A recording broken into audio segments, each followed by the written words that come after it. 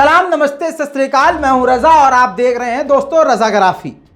अंधभक्तों के मुंह में गोबर चीन बार बार मल रहा है, लेकिन अंधभक्त अपने एक ही टारगेट पे चिपके हुए हैं। जब जब मूल्य काटे जाएंगे राम राम चिल्लाएंगे। जी हां, इन झपर घंटियों को लगता है कि बस मुसलमानों को मारो हमारा देश अच्छा हो जाएगा, मुसलमानों को मारो देश जो है बहुत बढ़िया हो जाएगा, 7वें आसमान पे पहुंच जाएगा।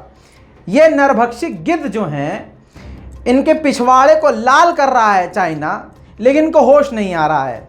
मतलब पीछे बम फटा है, चीथड़े उड़े हैं पीछे से, मतलब पीठ से लेकर चूतर सब नजर आ रहा दुनिया को, लेकिन आगे से ये बहुत सख्त बने हुए हैं। नहीं, हम तो बहुत नहीं, हम तो सही है, नहीं हम सही है बिल्कुल।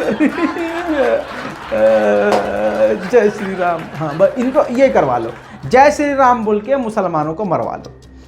अभी छत्तीसगढ़ का आपने कांड देख लिया, किस तरह से गाड़ियों को पलट रहे हैं, मुसलमानों के घरों में आग लगाने की कोशिश कर रहे हैं, इस्लामी झंडे उतार के वहाँ पर भगवा फैला रहे हैं। मतलब ये सब चीज़ें आम हो चुकी हैं और भाजपा ने सिखाया ही यही है, यही कर रहे हैं। और पिछले 2 साल से मैं कह रहा हूँ कि जो असली आतंकवादी वो है कि जो हमारे देश की एकता को तोड़े, वो आतंकवादी है। क्यों? क्योंकि देश हमसे है, आपसे है। हिंदू, मुस्लिम, सिख, ईसाई आपस में है भाई भाई, हिंदुस्तान जिंदाबाद। ये बचपन से सुनते आए थे, लेकिन एकता के ही तो ये बीजेपी वाले दुश्मन हैं, या आरएसएस वाले सबसे बड़े दुश्मन एकता और प्रेम के हैं। आई बात समझ में? आगे बढ़ते हैं, आपको बताते हैं कि अब चीन ने जब 13वीं बार भारत के साथ वार्ता हुई तो फिर से भारत के ऊपर इल्जाम लगा दिए, और चतुर चीन ने कह दिया कि भारत का एटीट्यूड ठीक नहीं है, भारत जो है मौका परस्त है और भारत का बात करने का तरीका ठीक नहीं है। खैर, इस पे मैं कुछ नहीं कह सकता जब हमारे गृह मंत्री साहब जीरो हैं, पढ़ाई लिखाई उन्होंने किया नहीं है, डिप्लोमा डिग्री कुछ है नहीं है। वो अलग बात है कि अब तो मतलब कुछ भी हो सकता है, सब कुछ उन्हीं का है, रातों रात डिग्री बन सकती है, डिग्री छप सकती है। अरे भैया, पूरा कॉलेज रात भर में खड़ा कर सकते हैं। तो अब मोदी जी की भी डिग्री अमित शाह जी ने बनवा दी थी।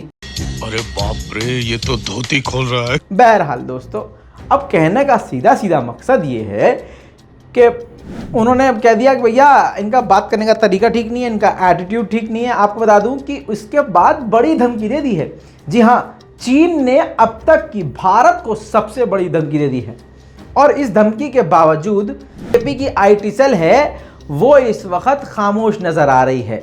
जो भाजपा के सपोर्टर हैं वो आपको मोदी जी के खिलाफ नारे लगाते हुए या चीन के खिलाफ नारे लगाते हुए नजर नहीं आएंगे, और वो जंतर मंतर पर नारे लगाते हुए नजर नहीं आएंगे चीन के खिलाफ। नहीं, न चीन के दूतावास का घेराव करेंगे, इनकी औकात ही इतनी नहीं है, क्योंकि पापा इतना झूला झूले थे। अच्छा, मैं ये बोलता हूँ, आपको लगता है मजाक करता हूँ, मैं याद दिला देता हूँ। ये तस्वीर देखिए, पापा जी इतना इनके झूला झूले, इतना झूला झूले कि अब क्या ही बताएं। ये झूला इतना भारी पड़ गया है कि आज 56 इंच सिर्फ 5 इंच का रह गया है।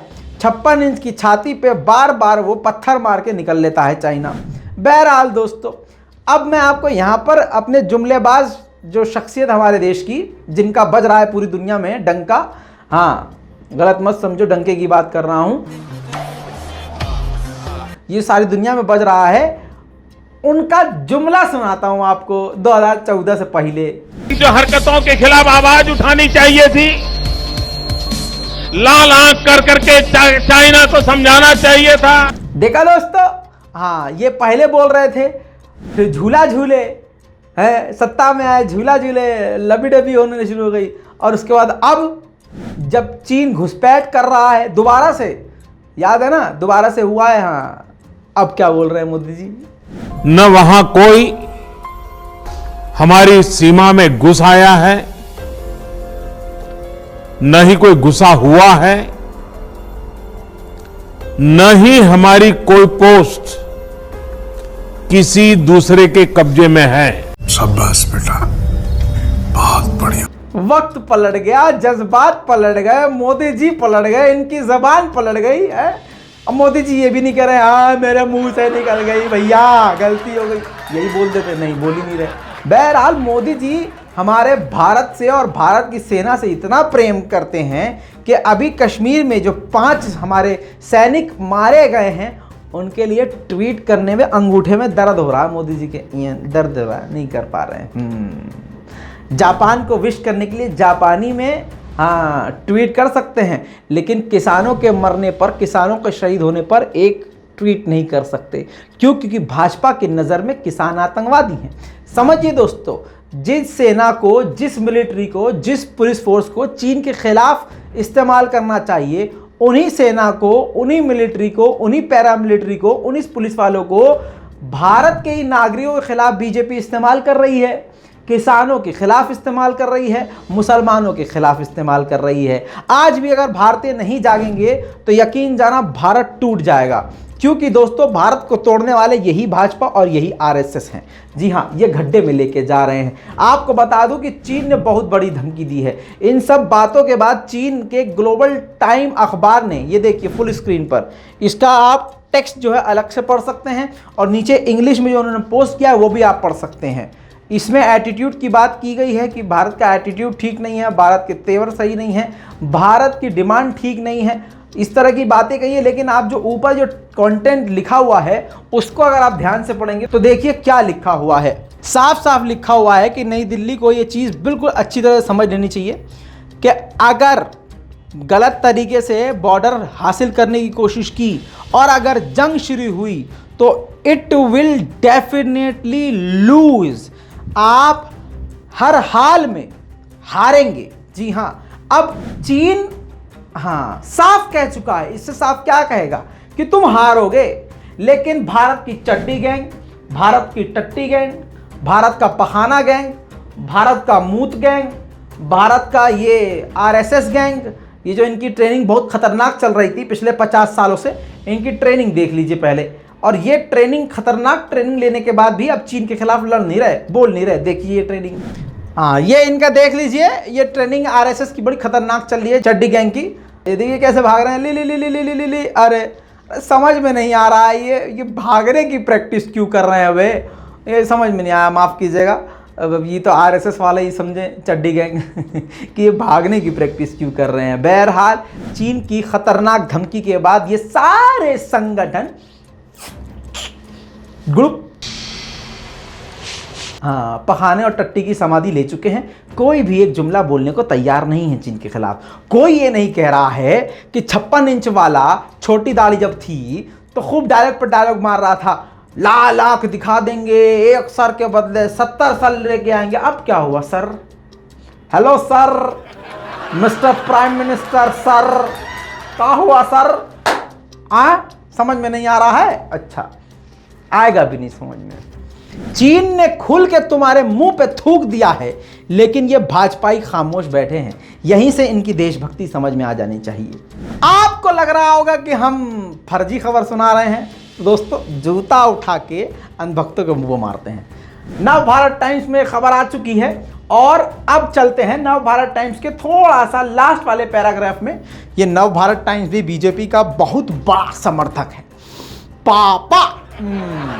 पापा के बारे में, लेकिन क्या होता है कभी कभी ऐसी बात बढ़ जाती है कि लिखना पड़ता है, तो ये लिखने का तरीका बदल देते हैं। जो चीज़ सबसे ऊपर लिखनी चाहिए वो ससुरे ढाक छुपा के एकदम कोने कोतड़े में लिखते हैं। तो इन्होंने नव भारत टाइम वालों ने क्या किया कि मेन खबर सबसे नीचे छापी है, लेकिन अंधभक्तों का बाप रजा यानी रजा गराफी पिछले 2 साल से बता रहा है ये बातें कि चाइना क्या कर रहा है और गोदी बिया दिखा के कर रहा है।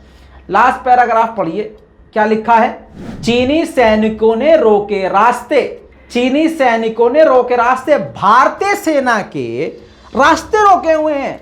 अब यही चीज आप फुल स्क्रीन पर देखिए, ताकि ऐसे बहुत सारे लोग हैं जो लिंक विंक पे क्लिक नहीं करते हैं। अब पढ़िए, देपसांग बुल्ज एरिया में कई जगहों पर भारत और चीन के सैनिक अड़े हुए हैं।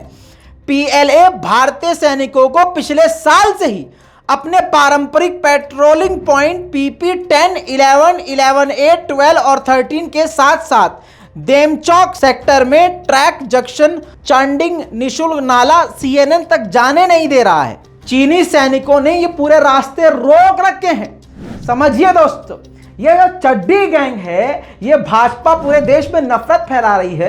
और अब तो दोस्तों चुनाव आने वाले हैं। कमाल है कि अब चुनाव आने वाले हैं, अचानक से कश्मीर में आतंकवादी हमले होना शुरू हो जाते हैं, छत्तीसगढ़ में दंगे का माहौल हो जाता है, जगह जगह पर मुसलमानों के खिलाफ दंगे होने शुरू हो जाते हैं, नफरत फैलना शुरू हो जाती है।